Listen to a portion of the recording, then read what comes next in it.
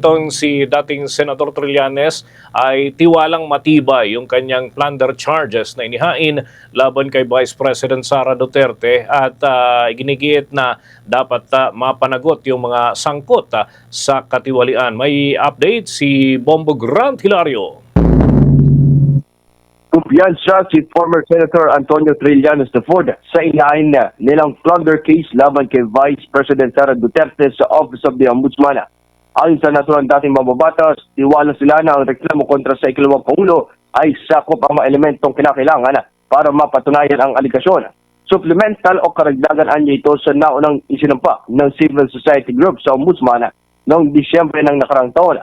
Ang kagdahan raw dito sa panibagong inihahing reklamo ay ang kalakip maging at pati na mga aligasyon o salaysay ni Ramil Madriaga o bagman ni Vice President Sara Duterte. Kung kaya't naniniwala ang dating senador na ang nais ng plunder case nitong 2025 at ngayong 2026 ay magdudulot para magkaroon ng malakas na kaso laban sa Vice Presidente. Dagdag po niya, ang lahat ng may nihain at isinmite sa tanggapan ng Ombudsman ay certified true copies ng mga opisyal na dokumento. Narito ang ating pakinggan si Senator Antonio Trillanes IV, ang dating senador at ang isa sa mga complainant.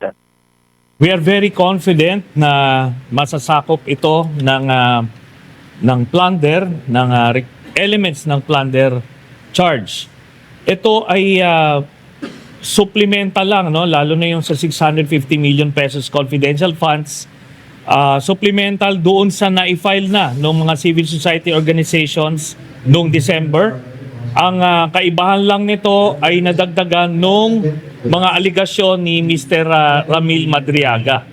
So, lahat ng mga dokumentong na-attach doon sa unang na-file plus yung idinagdag namin ngayon, ito ay magbibigay ng very solid case against Sara Duterte. At lahat ito ay mga certified true copies ng mga official documents. Kaya confident tayo na makukuha ito.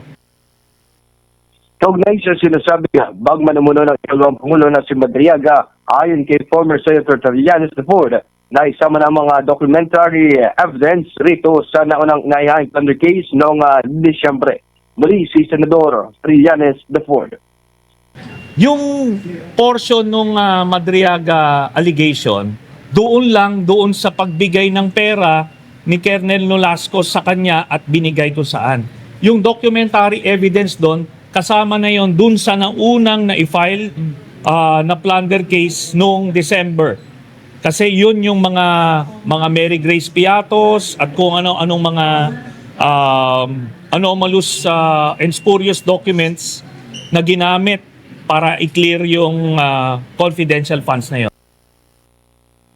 Kaya naniniwala ang dating senador na dapat at mahalagang mapanagot si Vice President Sara Duterte sa mga reklamong at aligasyon na kinakarapa. Git niya, kailangan raw malaman ng publiko ang buong katotohanan sa mga nagawa nito lalo pat siya ang ikalawang Pangulo ng bansang Pilipinas. May isang ulit na paghihan si Senador o si former Senator Antonio Trillanes IV ang isa sa mga complainant na plunder case laban sa ikalawang Pangulo. Napakahalaga na mapanagot itong si Sara Duterte kasi bukod sa mas nauna na itong mga aligasyon na to, last year pa to sa Quadcom, hindi pa umuusad.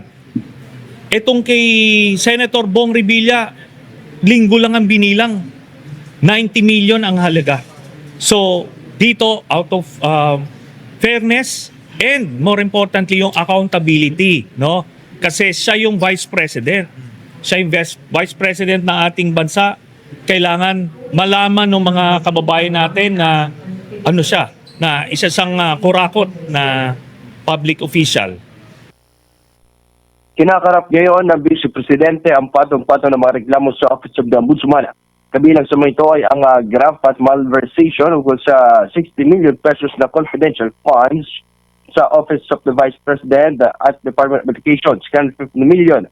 Plunder at malversation naman ukol sa 2.7 billion pesos sarga na manumalyang confidential fund sa lungsod ng Davao noong siya ay alkalde pa nito. Reklamong graft at malversation naman para sa overpriced na laptop sa abot sa halagang 8 billion piso noong siya ay kalihim naman ng kaguranan ng edukasyon. Malunding bribery, corruption at iba pang mga reklamo ang sinampaling former Senator Trillanes at ilang miyembro mula sa civil society group na The Silent Majority. Nag-uulat live para sa Bombo Network News ito, si Bombo Gracilario, para sa the number one and most trusted source of news and information, Boss Radio, Bombo! For the most trusted source of news and information, visit our website at www.bomboradio.com. Follow us on Bombo Radio mobile app, Facebook, YouTube, TikTok, and X, formerly Twitter. Like, share, and stay connected. Anytime, anywhere.